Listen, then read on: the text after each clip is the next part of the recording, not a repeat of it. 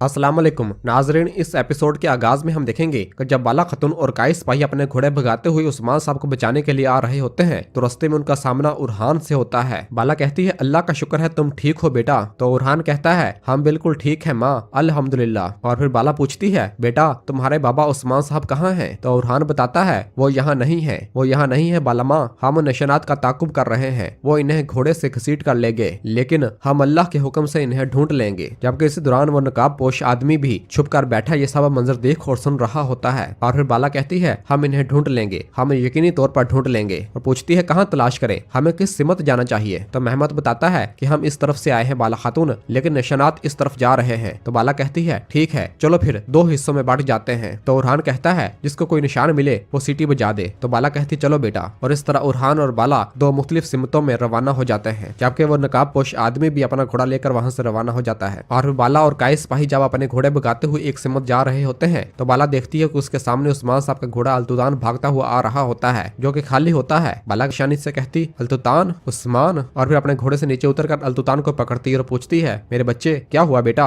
या तुम भी उस्मान साहब की तलाश में हो? हैं बेटा उस्मान साहब कहाँ हैं, वो कहाँ हैं? तो फिर कहती है ठीक है पुरसकून हो जाओ, हम इन्हें ढूंढ लेंगे। और फिर बाला अल्तुतान के पीछे रवाना होती है, जबकि अल्तुतान आगे की जानब भागता है।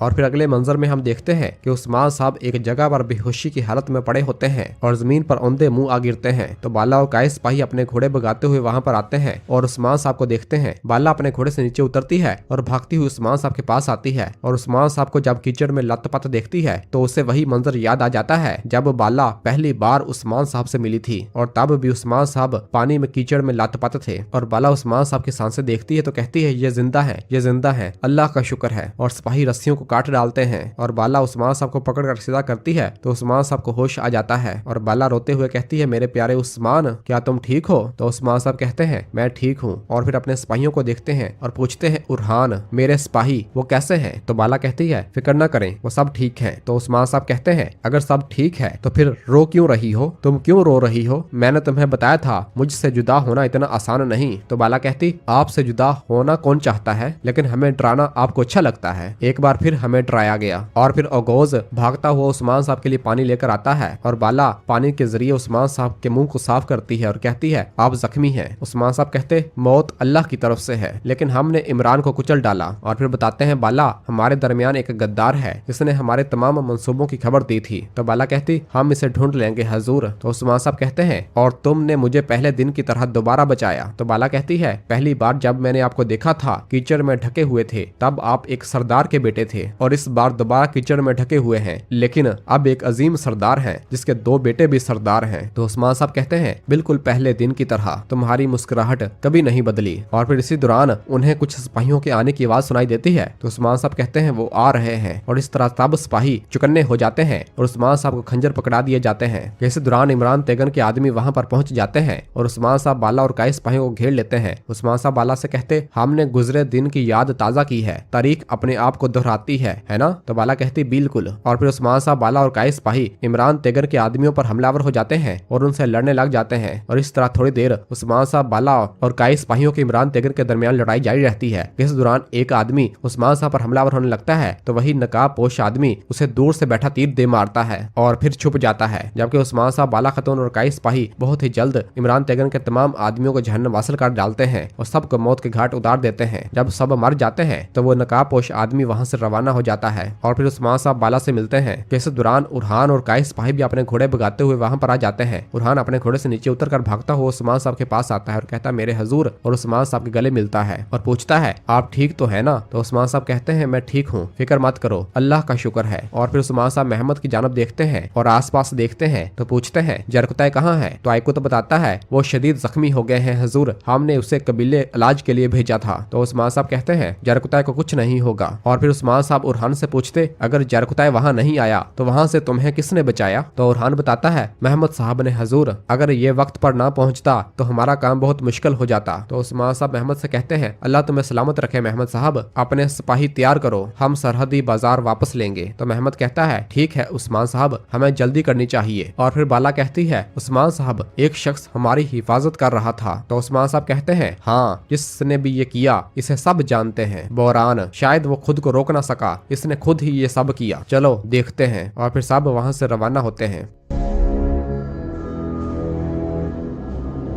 जबकि दूसरी जानब बुरहान वहां से छुपते छुपाते जब जंगल में एक जानब जा रहा होता है तो रास्ते में उसका सामना यूनुस एमरे साहब से होता है। यूनुस एमरे साहब कहते हैं अस्सलाम वालेकुम। बुरहान कहता वालेकुम सलाम। यूनुस एमरे साहब कहते ऐसा लगता है कहीं अपना नुकसान करके वापस आ रहे हो। तो बुरहान कहता है आप आंखों में देख कर दिल में झांकते हैं यूनुस एमरे, आप सच कहते हैं, मैंने नुकसान किया है जो बहुत ही बड़ा नुकसान है, मैं सब कुछ हार कर आया हूँ, मैं हार गया हूँ। तो यूनुस एमरे साहब कहते हैं काफिर जिस्म के जख्मों को खोल देते हैं लेकिन रूह को जख्मी किया वो भाइयों का झगड़ा है। तो बुरहान कहता भाइयों, जिस आदमी को मैंने एक भाई के ओहदे पर रखा इसने मुझ पर इस हद तक हमला किया कि इसने मुझ पर मेरे वजीफे को नजरअंदाज करने का इल्जाम लगाया, मैं इसे बर्दाश्त नहीं कर सका। और फिर कहता है मैं। तो यूनुस एमरे साहब उसकी बात काटते हुए कहते हैं उस्मान साहब के सबसे करीबी और वफादार हैं। और फिर कहते हैं आपके गरूर को किसी ने छेड़ा, चाहे आप इसे नजरअंदाज कर दें आपको सुकून महसूस नहीं होगा, आप अपने आप को कमजोर महसूस नहीं करवाना चाहते थे। तो मैंने कहा वो कौन है जो मुझसे इस तरह बात करे, है बुरहान साहब। और फिर बताते हैं कि गरूर और गुस्सा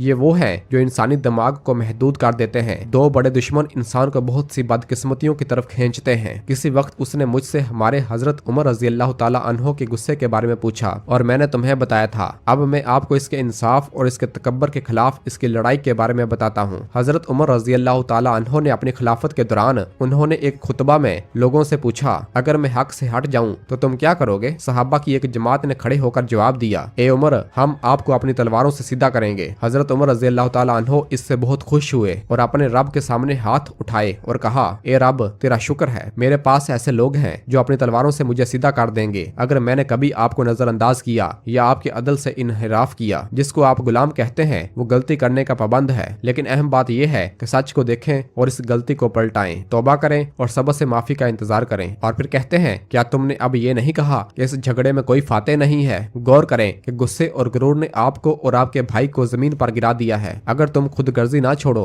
और अपने भाई को अपने से आगे रखो, इस झगड़े का फातेह नहीं बदलेगा।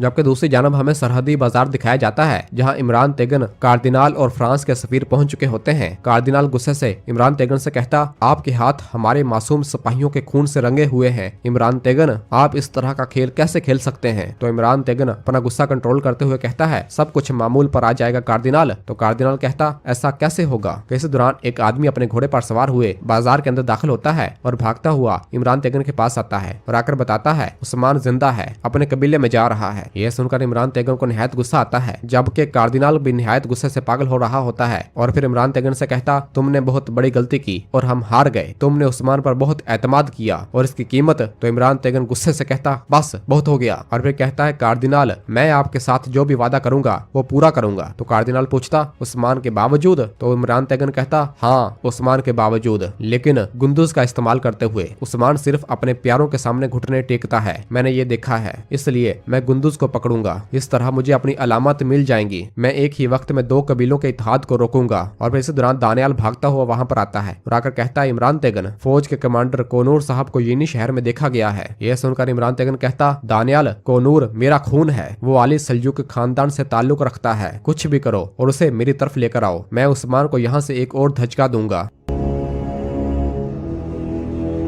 जबकि दूसरी जानब गाय कबीले में होलफिरा और किस्मत खातून कबीले पहुंच चुकी होती हैं और किस्मत होलफिरा से कह रही होती है कि हमसे गलती हुई होलफिरा खातून, इससे पहले कि कोई हमें देख ले वापस चलें। अगर किसी ने हमें देख लिया तो होलफिरा कहती ये बहुत खतरनाक है किस्मत खातून, मैं जानती हूँ, लेकिन जब उरहान मुश्किल में पड़ गया तो मैं भी इंतजार नहीं कर सकी, मुझे जानना है कि क्या हुआ है। इस दौरान कबीले के दाखिली दरवाजे पर ड्रम बजने की आवाज आती है और सिपाही पुकारते हुए कहता उस्मान साहब आ रहे हैं। और सब पीछे मुड़कर देखते हैं तो उस्मान साहब, उरहान, बाला और काइस सिपाही कबीले के अंदर दाखिल होते हैं। तो तमाम लोग उस्मान साहब खुश आमदीद करते हैं और कहते हैं अल्लाह आपको सुकून दे हजूर, अल्लाह आपकी हिफाजत करे। और सब सरदारी खेमे के सामने आकर अपने घोड़ों से नीचे उतरते हैं। तो फातिमा भागती हुई उस्मान साहब के पास आती है और गले लगकर मिलती है, जबकि मलहून भी अपने बेटे से मिलती है और सब बहुत खुश होते हैं। फातिमा अपने बाबा से कहती मैं बहुत डर गई थी बाबा, मुझे बहुत डर था कि आपको कुछ हो ना जाए। तो उस्मान साहब कहते हैं मैं ठीक हूँ, मैं ठीक हूँ मेरी खूबसूरत बेटी, मैं ठीक हूँ। और फिर उरहान भी अपनी माँ से मिलते हुए कहता है मैं ठीक हूँ माँ, अल्लाह का बहुत बहुत शुक्र है, मैं ठीक हूँ, फिक्र ना करो। जबकि होलोफिरा भी छुपकर उरहान को देखने लग जाती है और उसे जिंदा सही सलामत देखकर उसे सुकून मिलता है और इस तरह सब लोग एक दूसरे से गले लगकर मिलते हैं।